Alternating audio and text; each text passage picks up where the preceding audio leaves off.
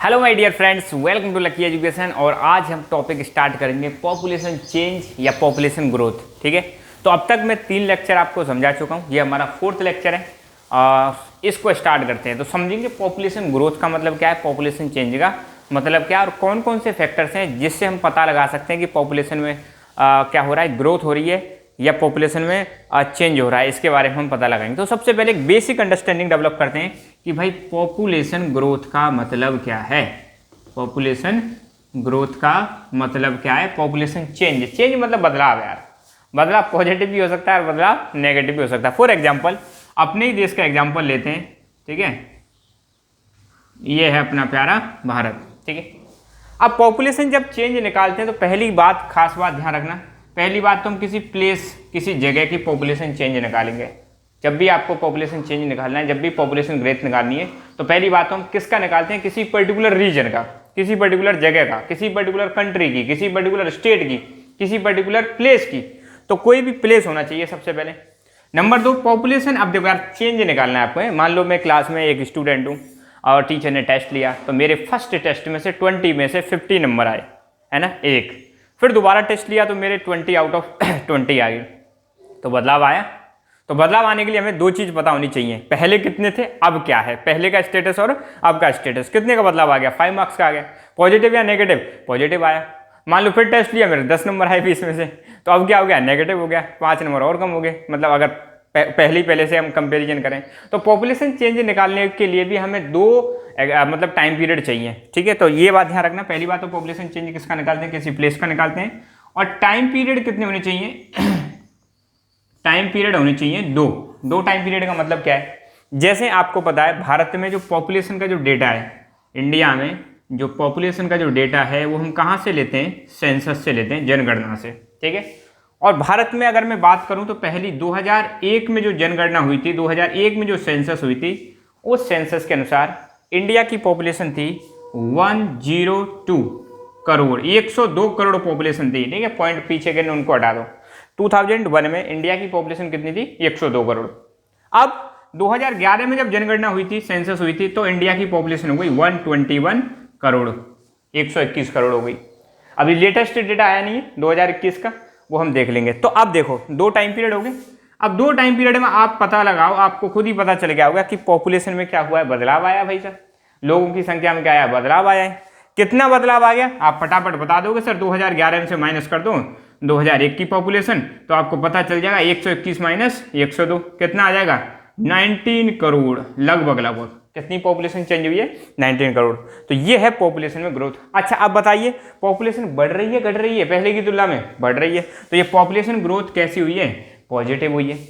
इसी चीज को हम परसेंटेज में भी निकाल सकते हैं, इसी चीज को हम किस में निकाल सकते हैं, परसेंटेज में निकाल सकते हैं। ये पॉपुलेशन ग्रोथ तो आई है नंबर में, किस में आई है, नंबर में। परसेंटेज में निकालें तो परसेंटेज में भी निकाल सकते हैं। परसेंटेज, अब मैं देखो एग्जैक्ट अगर इंडिया की पॉपुलेशन ग्रोथ में अगर बताऊं, इंडिया की अगर एग्जैक्ट पॉपुलेशन ग्रोथ अगर 2001 से 2011 के बीच में परसेंटेज में अगर पॉपुलेशन ग्रोथ कोई पूछ ले तो ये है 17.64%।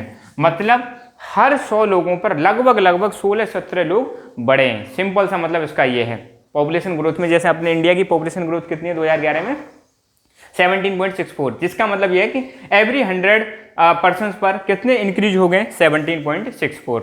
ये चीज समझ में आई आपके।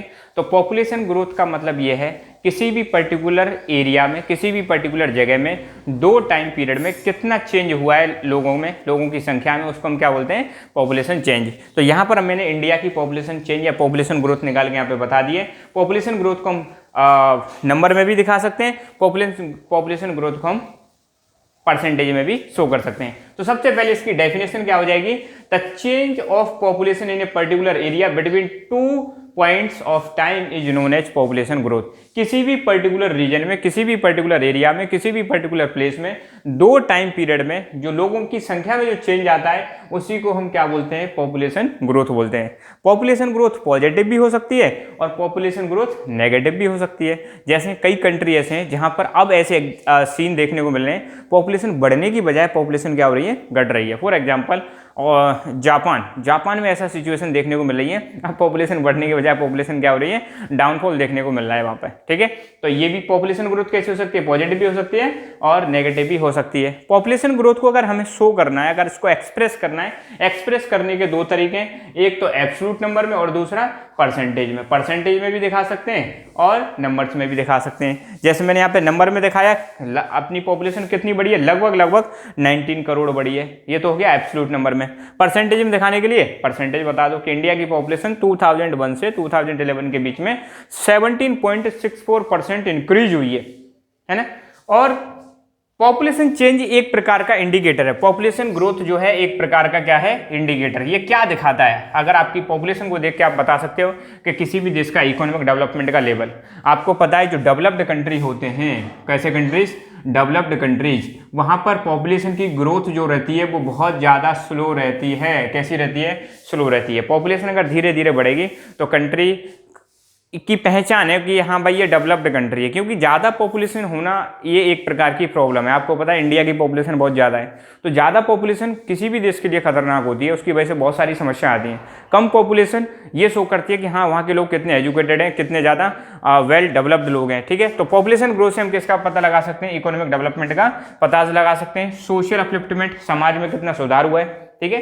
तो सिंपल सी बात है, अगर ज़्यादा लोग हैं, ज़्यादा पॉपुलेशन है, पर कैंडिडेट फर्टिलिटी रेट बहुत ज़्यादा है, तो हम कहेंगे कि सोशल डेवलपमेंट अभी नहीं हुआ है, अभी एजुकेशन नहीं आई है, अभी वो लोग इलिटरेट ही हैं, पढ़े लिखे हैं, पर अभी उनमें इतनी ज़्यादा बुद्धि का विकास नहीं हुआ है, क्योंकि ज़्यादा पॉपुलेशन मतलब ज़्यादा प्रॉब्लम। और हिस्टोरिकल और कल्चरल बैकग्राउंड के बारे में भी पता चल जाता है।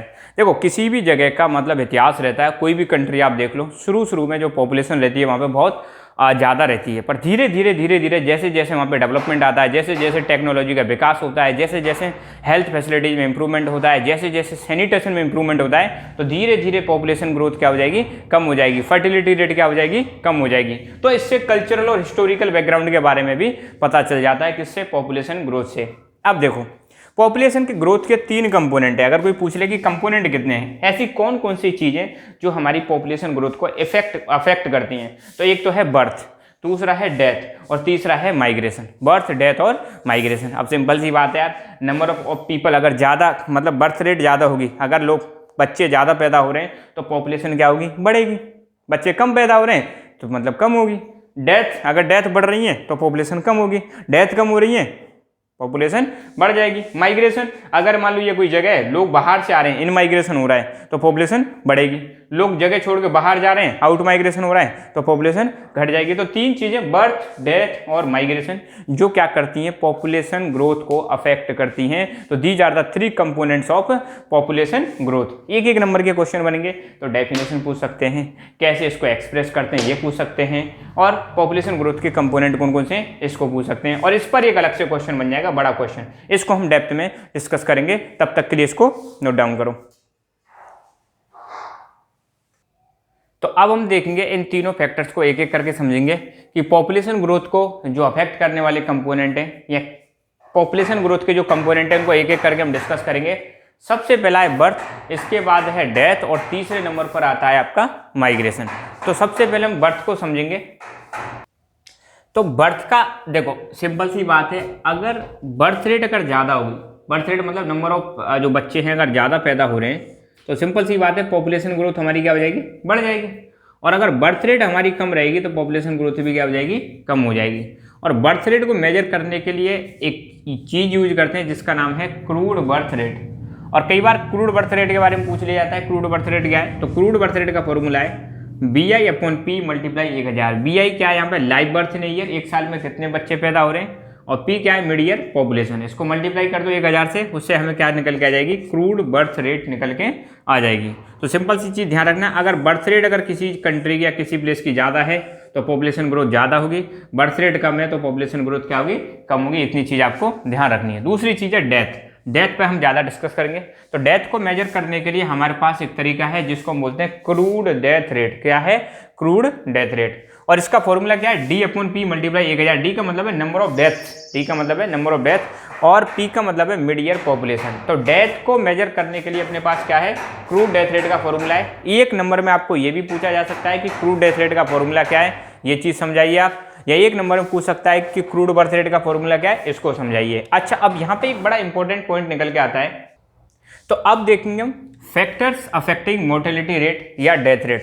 डेथ रेट को प्रभावित करने वाले फैक्टर्स। ऐसी कौन कौन सी चीज़ें जिसकी वजह से डेथ या तो बढ़ेगी या घटेगी, ये चीज़ हम देखेंगे। तो फैक्टर्स अफेक्टिंग मोर्टेलिटी रेट या डेथ रेट भी आ सकता है, ठीक है। तो कोई पूछ ले आपसे कौन कौन से फैक्टर है, तो number 1 reasons demographic structure. Demographic structure, demography आपको मैंने बताया था पॉपुलेशन की स्टडी को हम क्या बोलते हैं, डेमोग्राफी। और डेमोग्राफिक मतलब पॉपुलेशन से रिलेटेड है। तो अगर सोचो किसी जगह पे पॉपुलेशन ज़्यादा है तो डेफिनेटली वहाँ पे हेल्थ फैसिलिटीज इतनी अच्छी नहीं होंगी, और पॉपुलेशन ज़्यादा होगी तो वहाँ पर डेथ रेट भी क्या होगी, ज़्यादा होगी। और पॉपुलेशन लिमिटेड है तो वहाँ पर डेथ रेट आपको कम देखने को मिलेगी। दूसरी चीज़ है सोशल एडवांसमेंट। सोशल एडवांसमेंट का मतलब है कि वहाँ की सोसाइटी, किसी पर्टिकुलर जगह की सोसाइटी कितना ग्रो कर चुकी है, उसका कितना एडवांसमेंट हो चुका है, उनके पास कितनी टेक्नोलॉजी है, उसको हम बोलते हैं सोशल एडवांसमेंट। तो जो डेवलप्ड कंट्री होते हैं वहाँ की सोसाइटी हाईफाई होती है, वहाँ के लिविंग स्टैंडर्ड बहुत अच्छे होते हैं, तो वहाँ पे डेथ रेट क्या मिलेगी, आपको कम मिलेगी। और अगर किसी सोसाइटी का सोशल एडवांसमेंट नहीं हुआ है और वहाँ पे हेल्थ फैसिलिटीज नहीं है, लिविंग स्टैंडर्ड बहुत ज़्यादा पुअर है, तो वहाँ पे डेथ रेट या मोर्टेलिटी रेट आपको ज़्यादा देखने को मिलेगी। लेवल ऑफ इकोनॉमिक डेवलपमेंट, ये भी इसी से रिलेट कर सकते हैं। तो जो डेवलप्ड कंट्री होते हैं वहाँ का इकोनॉमिक डेवलपमेंट क्या होता है, बहुत ज़्यादा होता है। इकोनॉमिक डेवलपमेट होने की वजह से वहाँ पे बेसिक फैसिलिटीज बहुत अच्छी होती है, वहाँ पे हेल्थ की फैसिलिटीज बहुत अच्छी होती है, सैनिटेशन पे बहुत ज़्यादा ध्यान दिया जाता है, ड्रिंकिंग वाटर अच्छा मतलब अवेलेबल होता है, फूड सिक्योरिटी पे बहुत ज़्यादा ध्यान दिया जाता है, न्यूट्रिशन पे बहुत ज़्यादा ध्यान दिया जाता है। तो इकोनॉमिक डेवलपमेंट अगर किसी जगह का अच्छा है तो मोर्टेलिटी रेट कम, इकोनॉमिक डेवलपमेंट लो है तो वहाँ पे मोर्टेलिटी रेट ज़्यादा। अब देखो गरीब कंट्रीज, अफ्रीकन कंट्रीज ले लो, एशियन कंट्री ले लो, जिनको हम बोलते हैं डेवलपिंग कंट्रीज, वहाँ पे आपको देखने को मिलेगा इकोनॉमिक डेवलपमेंट कैसा है कंट्री का, लो इकोनॉमिक डेवलपमेंट होने की वजह से सरकार वहाँ पे ज़्यादा हेल्थ फैसिलिटीज पर फोकस नहीं कर पाती है, लोग वहाँ के पास पैसा ना होने की वजह से वो भी हेल्थ पर फोकस नहीं कर पाते हैं, तो वहाँ पे डेथ रेट क्या होती है, ज़्यादा रहती है, ठीक है। इसके बाद एपिडेमिक्स, महामारी फैल जाती है, जैसे कोरोना महामारी आपने देखी होगी। तो ये बीमारी जैसे जैसे फैलती जाएंगी उस वजह से आपको क्या देखने को मिलेगा, बीमारी फैलने की वजह से लोगों की मृत्यु दर जो है बढ़ जाती है, और बीमारी को अगर कंट्रोल नहीं किया गया तो बहुत ज़्यादा डेथ रेट बढ़ जाएगी। फेमाइंस, कई बार आपने देखा होगा अकाल, फेमाइन का मतलब होता है अकाल। अगर किसी जगह पर खाने की कमी हो जाए, पानी की कमी हो जाए, उस चीज़ को हम क्या बोलते हैं, अकाल बोलते हैं। तो अकाल अगर किसी जगह पे पड़ेगा तो लाखों करोड़ों लोग मर जाते हैं, किसकी वजह से, अकाल की वजह से। तो जब हमारा देश आज़ाद नहीं हुआ था अंग्रेजों के टाइम पे, भारत में बहुत अकाल आते थे, बहुत ज़्यादा फेमाइंस आती थी, करोड़ों लोग मर जाते थे। मगर फॉर्चुनेटली ग्रीन रेवोल्यूशन आने के बाद इंडिया सेल्फ सफिशिएंट कंट्री बन चुका है। अब हमारे पास भरपूर मात्रा में, प्रचुर मात्रा में क्या है, फूड ग्रेन्स अवेलेबल है। और साथ ही साथ में सरकार भी क्या करती है, आपने देखा होगा जब जरूरत पड़ती है, कोरोना काल में भी आपने देखा होगा, सरकार ने पीडीएस सिस्टम के थ्रू, पब्लिक डिस्ट्रीब्यूशन सिस्टम के थ्रू, राशन दुकान जो है, राशन शॉप जो होती है उनके थ्रू लोगों को फ्री में अनाज प्रोवाइड कराया, ये भी बहुत बड़ी चीज़ है। तो फेमाइन के टाइम पर मोर्टेलिटी रेट क्या हो जाती है, बढ़ जाती है। फ्लड, बाढ़ आ जाए, अब यार कोई भी नेचुरल डिजास्टर आ जाए, यहाँ पे हम क्या लिख सकते हैं, नेचुरल डिजास्टर। अगर नेचुरल डिजास्टर, कोई भी नेचुरल डिजास्टर आएगी तो डेथ रेट बढ़ जाएगी, मोर्टेलिटी रेट बढ़ जाएगी, है ना, ये भी एक चीज़ है। अब कोई पूछ ले कि चलो ठीक है भाई ये बढ़ गई, तो कंट्रोल कैसे करें, how we can control the death rate. Death rate को कंट्रोल करने के हमारे पास क्या क्या इलाज हैं, क्या क्या उपाय हैं। तो सबसे पहला, अगर किसी जगह पे जैसे महामारी फैल जाती है, एपिडेमिक्स फैल जाती है, बीमारियां फैल जाती हैं, तो उनके प्रति हम क्या कर सकते हैं, इम्यूनाइजेशन, वहाँ की जो पॉपुलेशन है उसको वैक्सीन लगा सकते हैं, वैक्सीनेशन कर सकते हैं, इनोकुलेशन कर सकते हैं, तो लोगों की इम्यूनिटी बढ़ा सकते हैं। किसी कंट्री में अगर बीमारी फैल रही है तो उनको इम्यूनिटी प्रोवाइड करो। इम्यूनिटी कैसे प्रोवाइड करेंगे, दवाइयाँ देकर, वैक्सीन लगाकर, ऐसे करके, है ना।